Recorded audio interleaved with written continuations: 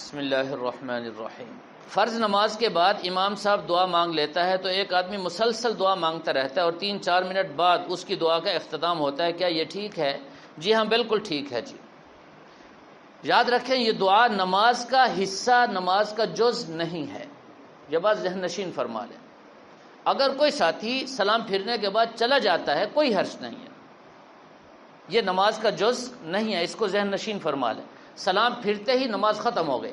البتہ حدیث میں آتا ہے فرض نماز کے بعد جو دعا کی جائے وہ قبول ہوتی ہے۔ نبی پاک صلی اللہ علیہ وسلم کثرت سے دعائیں فرمایا کرتے تھے، مستحب ہے آپ حضرات دعا کریں، اور امام صاحب کے لیے بھی مستحب یہ ہے کہ وہ فرض نمازوں کے بعد آہستہ دعا کرے تاکہ مقتدی اپنی اپنی دعا مانگ سکے۔ پھر امام صاحب کے ساتھ ابتدا میں شریک ہو جانا دعا میں بہتر ہے، انتہاءً امام کے ساتھ یہ کوئی لازم نہیں ہے۔ ایک آدمی آدھا گھنٹہ 20 منٹ جتنا دل چاہتا ہے وہ دعا مانگتا رہتا ہے، کوئی حرج نہیں، شرعاً جائز ہے، وہ کر سکتا ہے۔